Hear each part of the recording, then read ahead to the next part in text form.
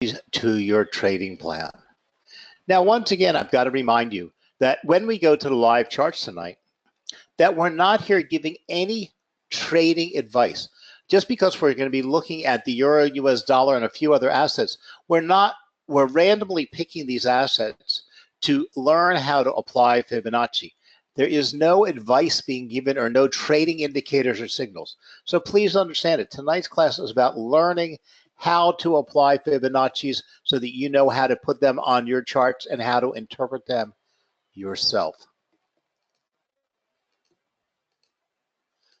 So tonight's class is being recorded, and to see a recorded version, just use the same link you used to come to tonight's class, and in about 24 hours, you'll be able to see a copy of tonight's class. So let's get started talking about Fibonacci's. Now, Fibonacci's are ratios used to identify potential reversal levels. These ratios are found in the Fibonacci sequence, and most popular Fibonacci retracements are at 61.8 and 38.2. So I'm going to try to explain to you a little bit about where these Fibonacci's numbers come from, and then how it's converted into a ratio or a sequence, and then how we put these on our charts.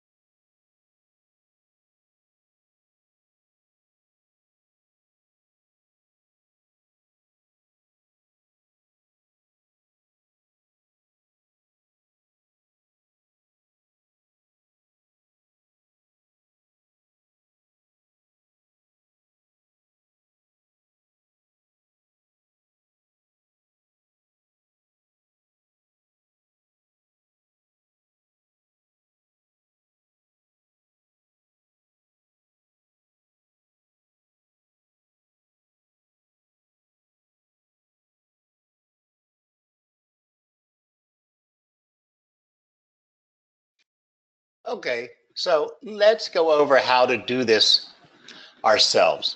The important thing about Fibonacci's are, first of all, they're very easy to put on your charts.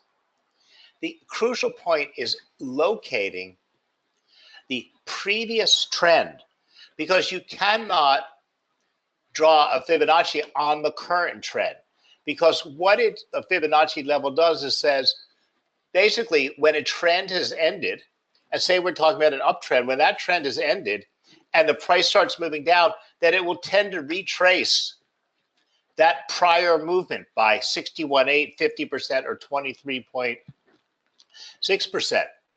So you need to see the prior movement or the prior trend. You also need to locate what we call the significant swing high and the significant swing low.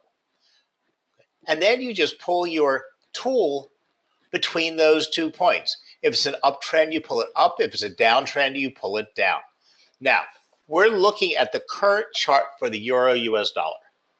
Now, as we can see, currently the euro US dollar is trading, and we're looking at a 60-minute chart, and we can see it's trading in a pretty strong downtrend. Okay. But this isn't going to help us drawing our fibs. We need to see our fibs when it was in the previous uptrend that ended somewhere around here where it began the downtrend. Now, the nice thing about it is we can go back as far as we want to locate the previous trend. So in this case, I'm going to just shift back to let's see if a 2-hour chart, if we can see it instead. There we go.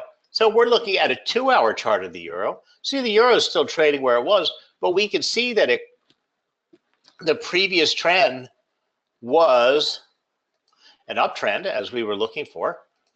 And that would be your significant low. And this would be your significant high. Follow me? It's the swing high and the swing low.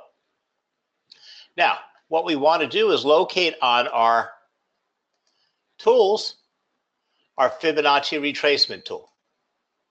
So we simply go down here, we click on our fibs, and then we take our tool, put it at the swing low, and pull it up to that swing high. And now, we've got it on our charts. That wasn't so difficult now, was it? Now, almost all the charts will allow you. Now, I've just left mine to set it on a rainbow color. So it's set up and giving me, automatic these colors on each of the important lines. Okay. Now, you could determine, okay, that you want them all in blue, or you want them black, or you want them orange, because of whatever other things you're drawing on your chart. The colors of the lines are insignificant, and all the chart settings allow you to set them up yourself or give you a single color.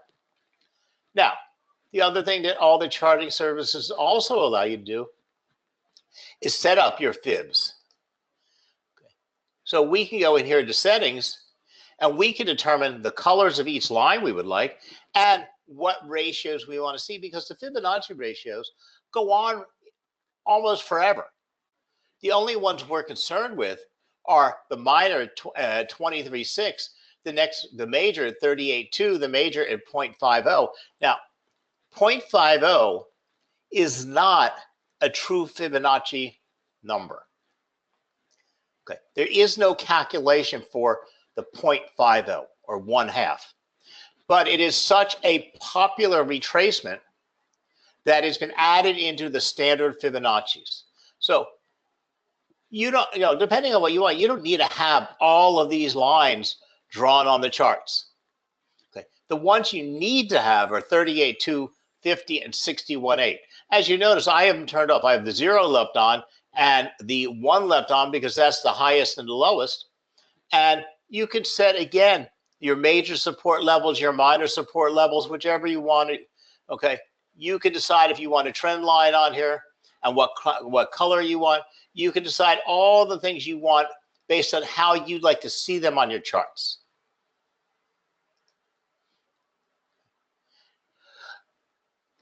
And we now have our fibs on our chart. We're going to now move this back to a 1-hour chart. Okay. And we are now looking at a very strong downtrend. And we can actually chart this downtrend coming off of this level down. Okay. And let's see how the asset reacted to each of these Fibonacci levels. Let's get an arrow on here. We can see that the 23.6 right here, look how important this level has been to this asset. Look how many times it's hit that support or resistance line and had a difficult time going through. Then we come down here to 38.2. Now, there is no rule that it has to retrace and bounce off of it. It's an area of support or resistance that the traders are going to start hemming and hawing. Okay, so if you were in this asset and you were trying to figure out whether the asset was retracing or moving into a full reversal, okay, you would have looked and waited for that asset to come to the 23.6 level, then the 38.2. And now if you notice, it came down here, and we would be hoping that it bounced off of here and retraced up. But now when it bounced over here and retraced it wasn't able to make a higher high or a new high. We knew we had some problems. But we still see the buyers and sellers trying to decide what they're doing. They pushed back through the support level, resistance level, but got stuck right there again. Look at that. This is telling us we are actually almost able to determine. Now, in all of this, the buyers and sellers are trying to decide. Now, we need other tools to make a final analysis. But look at how crucial that level is. Then it fell straight down with 3 black crows, okay, if you know candlestick patterns.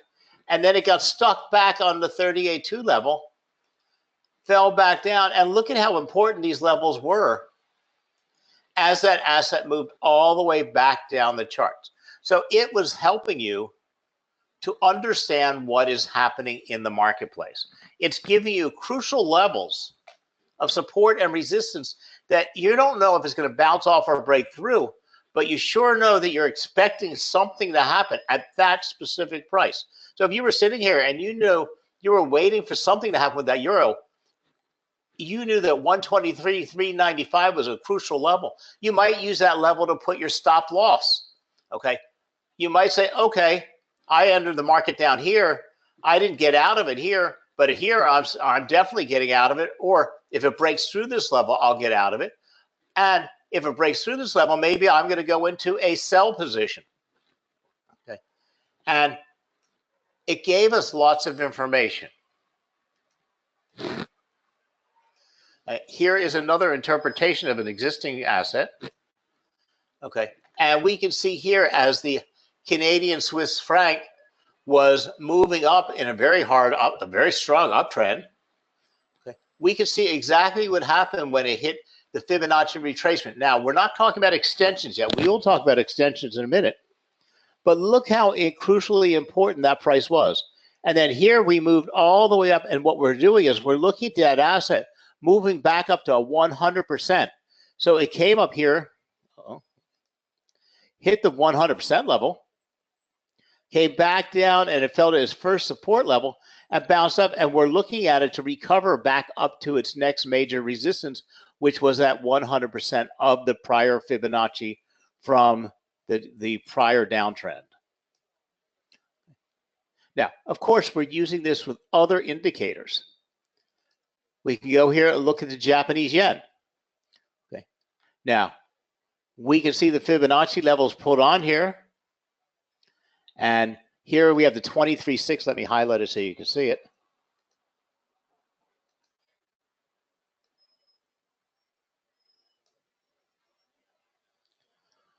Here we have the 61.8. Here we have the 50% level. Okay. Now look at this price climb. It shot all the way up here to the 50. We got a small retracement off the 50. It stayed above the support, then moved back up, and now we're waiting for it. It's just broken that 50 level, and we're hoping now it's going to climb up to the 61.8 extension level. But this is where we have our major resistance. So if you had entered a buy position somewhere down here, these would have let you know that that uptrend is very, very strong. So it helps you interpret the markets and figure out where your support and resistance are. You know, because you get support and resistance many different ways. If you were using eyeballing, if you were looking at pivot points. Okay. Now, we're going to go over to the ETX chart, and I'll show you how to do it on the ETX. You can do it live right on our platform. So let me take you over there and show you how to do it. And then we're going to try to explain to you how you might want to incorporate this into your trading once you've actually put these on your chart. So let me get these marks off of here.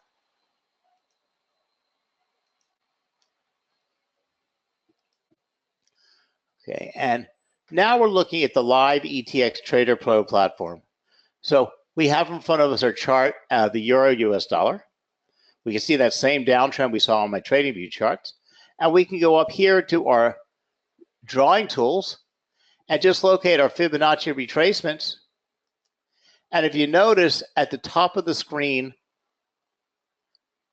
right above where my marker is right here, this is where you can do all your settings, your colors, how wide you want your lines. You can edit your points, okay? And then you just simply pull your Fibonacci levels onto your chart after locating the previous swing high and swing low. I'm not going to go all the way back on the charts because we just did that, but it's exactly the same. The charts are the same, the prices are the same, the Fibonacci calculations, the drawing tool are the same, and you can edit your levels just like we did over here and pick out the levels you want on your charts. You can pick your color coding and everything else right on the charts. And remember, ETX allows you to trade from your charts. So the more work you do directly on the charts, the better off you'll be. And you can set them up in multi-charts, set up your layouts and do whatever you want to do with them and keep them live while you're trading open in the background. Or you can have as many charts open as you want and you have it right on the platform. Okay. So again, it's always the same. Locate the previous swing high and swing low from the previous uptrend or downtrend. Drop on your Fibonacci tool, pulling it up for an uptrend, down for a downtrend, and then extend it forward into your current trading. You can use several. You can use one from a long-term uptrend, and then maybe you'll find a short-term uptrend in the middle of it, and after retracement, and you can combine these together. I don't. I use multiple support and resistance levels that I acquire from. The first thing I do is I look at an asset as I'm building my charts way ahead of time, and I eyeball. I go look for historical important price levels and draw those prices forward. Then I'll use pivot points and drop them on my chart, and hopefully some of those pivot points overlapped or are significantly close to my eyeballing support and resistance, and I'll call that a zone, and I'll put those two lines virtually together and call that a zone. And then when I eventually put my Fibonacci's on, they're either going to reinforce that price because they fall right in those zones also, or they might give me another range to tighten that down that I can look in between. Because the more levels of support and resistance and the more majors and minors you have, the more you're going to be aware of levels that the price should react to. So let's go back to my PowerPoint. Let's talk a wee little bit more about this stuff. So let me pop that up on our screen. Now, prices or assets will often pull back or retrace a percentage of the previous move before reversing. These Fibonacci retracements often occur at the three significant levels: 38.2, 50, and 61.8. Actually, the 50% level really does not have anything to do with Fibonacci, but traders use this level because of the tendency of an asset to reverse after retracing half of the previous move. So you can see that what happens is price moves up and it'll retrace back to 38.2. You're going to hope it's going to bounce off of there and continue the trend. It might go up and then miss 38.2 and come back to the 50 and then pick up that previous trend. Or price will move up and come back to 61.8 and then move back. Now, remember, the rules of a trend is price must always make higher highs and higher lows. So this is why you wouldn't have 100%, because once it falls below its prior previous low, that trend would be over anyway. Now, the other thing you have to always look at is the quality of the trend. Because, you can have a trend that goes like this, like this, like this, like this, like this, slowly moves upward, but has no structure and is not a strong trend. Or you can see the trend like we just saw in the Euro US dollar, which was a quite pretty trend with good quality push up, retracement, push up, retracement, push up, retracement. Now remember, these retracements or these peaks and valleys that are formed are really based on psychological aspects and buyers and sellers entering and exiting the market. So in other words, price moves up. At some given point, buyers are entering this price and they're pushing the price up. And it's a lot of work to push price up. At some point, the buyers say, okay, some of the buyers that bought earlier are exiting the market and taking their profit. Other buyers are moving to the sidelines because they say, that price has moved too high for me to enter it. As the price moves down and eases back down because there's not many buyers left in the market, they're all on the sidelines.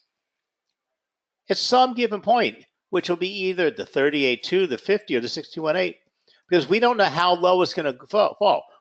Some point, the buyer is going to say, you know what? That's a good price for me to enter this market, and they'll start buying.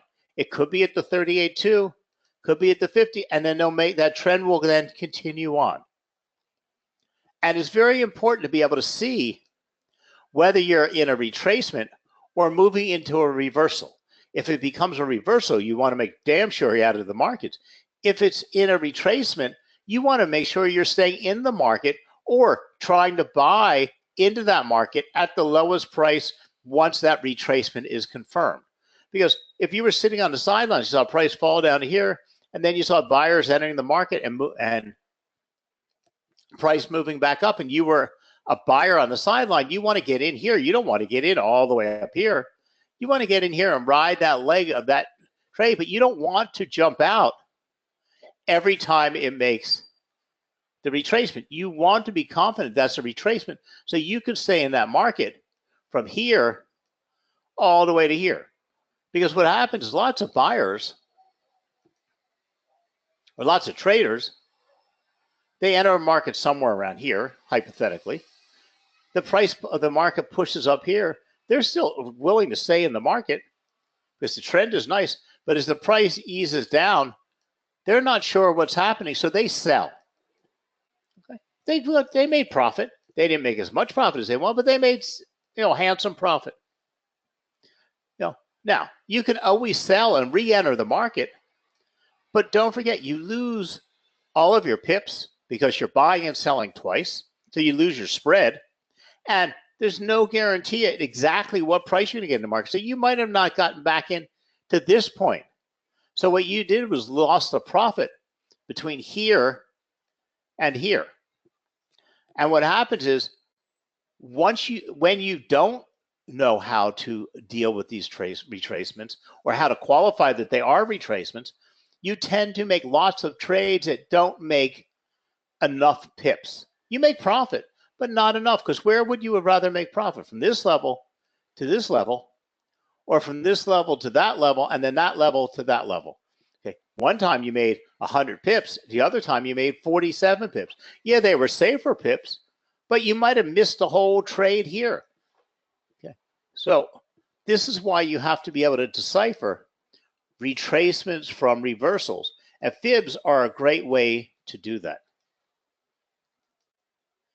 Now, we talked about how to draw the fib. You draw the fib grid from the swing point high to the swing point low of the swing.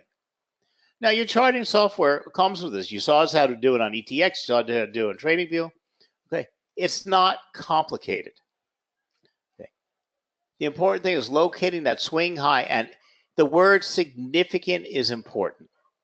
Okay. Because there are sometimes in the middle of an uptrend or a downtrend, a point that something crazy happened in the market for a couple seconds and pushed an asset way low, or some headline flashed out there, but it's really not the end of a trend, the previous trend. So you have to say that isn't a significant swing low because the price instantly recovered and moved back up into that current trend. So it's important to locate what is the significant swing high and swing low. In order to find these Fibonacci retracement levels, you have to find the recent significant swing highs and swing lows. Then, for downtrends, click on the swing high and drag the cursor to the most recent swing low. For uptrends, do the opposite. Click on the swing low and drag the cursor to the most recent swing high.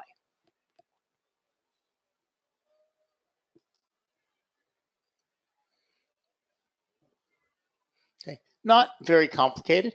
I mean, that is the simple part. It's not hard to put these Fibonacci retracements on your charts. Now think of Fibonacci's as alert zones. Fibonacci retracement alert traders or investors of a potential trend reversal, resistance areas, or support areas. Retracements are based on the prior move. A bounce is expected to retrace a portion of the prior decline, while a correction is expected to retrace a portion of the prior advance. Once a pullback starts, charters can identify specific Fibonacci retracement levels for monitoring. As the correction approaches these retracements, charters should be more alert for a potential bullish reversal. So here we see that the asset came back down, in this case, to the 38.2 level and retraced. Here we see the 50 level being the significant level. So we can see here this chart of, it's an old chart of Home Depot, but here was the Home Depot swing high, swing low, and swing high. We put our fibs and pulled them up here. Now, as it retraced, it did, you can see it stopped for a second, but it really didn't do anything at 38.2, but it came straight down to 50%, came off of this and bounced straight back up. Okay. So that was a very important alert zone at that 50. If you weren't in the market, maybe when it bounced off here and moved up to the 38 level here, you might have said that's a good entry point. That was alerting you to enter.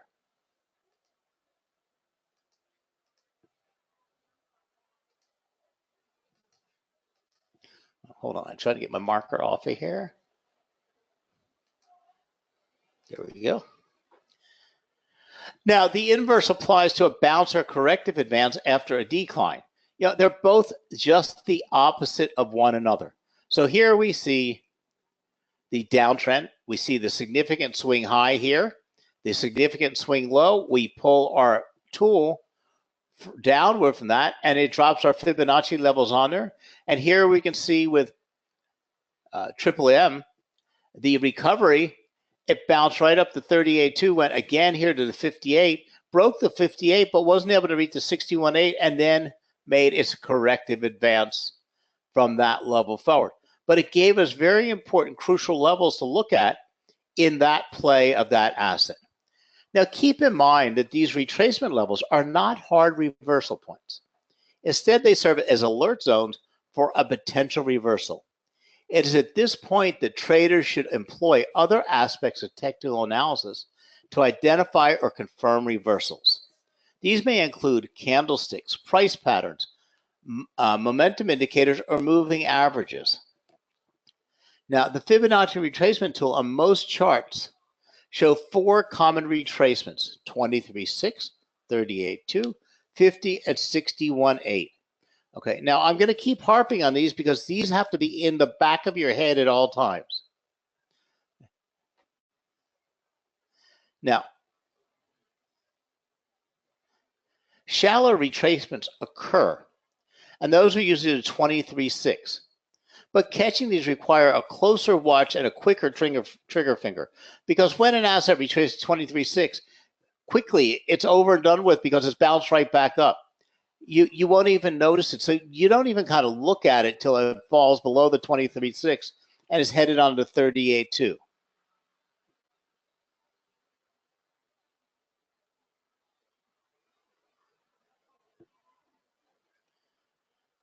Now, if you've been paying attention in class, you'd know by now that you can combine the Fibonacci retracement tool with support and levels and trend lines to create a simpler but super awesome trading strategy.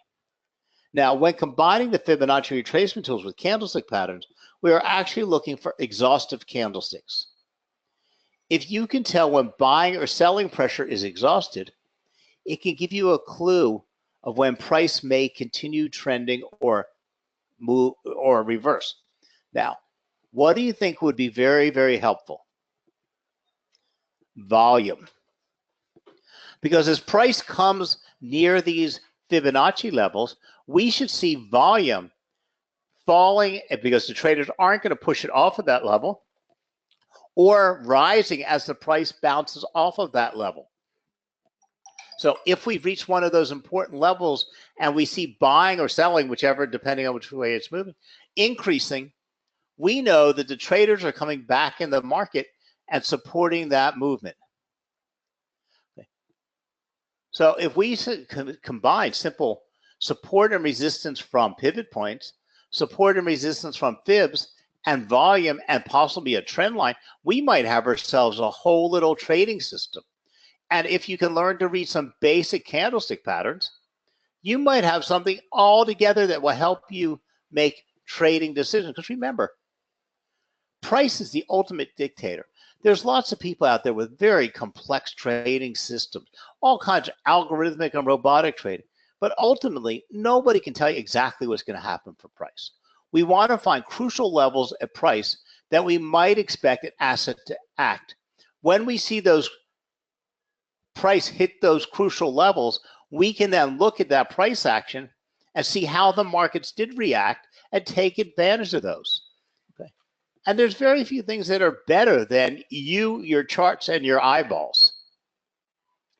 Now, there's another part of fibs that gets mixed together, and these are called Fibonacci extensions. And they help you set profit levels as well as stop loss and take profit points. And I'm going to share a quick little 1-minute video with you on that. And we'll talk, because that way you'll have an understanding of what these retracement level, these extension levels are. And we'll talk about those a little bit more in a second.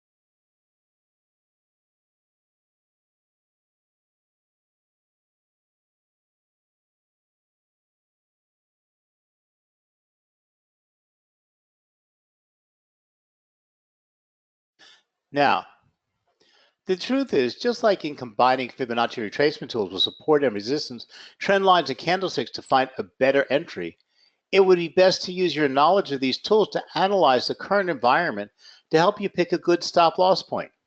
As much as possible, you shouldn't rely solely on Fibonacci levels as support and resistance points as the basis for a stop loss point. Remember, stop loss placement isn't a sure thing.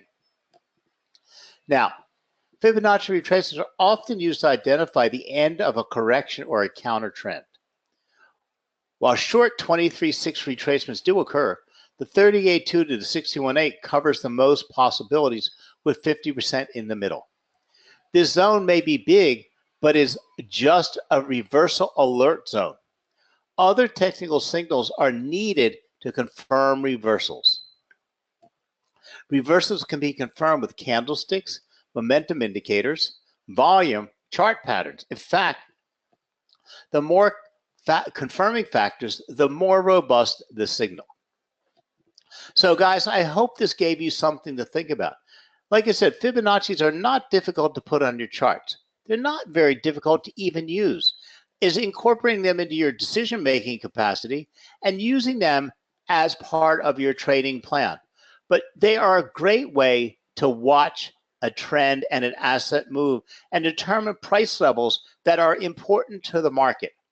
And then using other signals or other indicators, you can then be alerted and see if something supports a buy or a sell or an exit out of the market, because you also want to see when you should get out, when your trend is ending. So all this can be seen by the use of adding Fibonacci's into your trading plan. So on that note, I'll say goodnight to you all. On May the 1st, we have a special new webinar because ETX has added 4 new cryptocurrencies. And so that gives us with Bitcoin 5.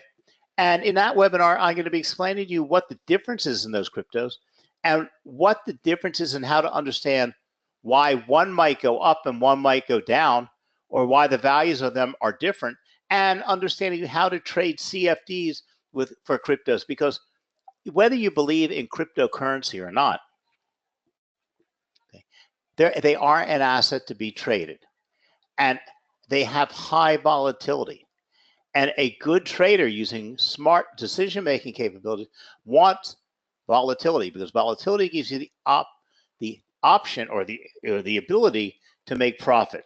So we're going to talk about those, and we'll go through step by step all the different cryptos you can now trade on the ETX platform and CFD format, and we'll explain to you how to understand them, show you where to find them and how to analyze them, and hopefully get you started off on the right foot.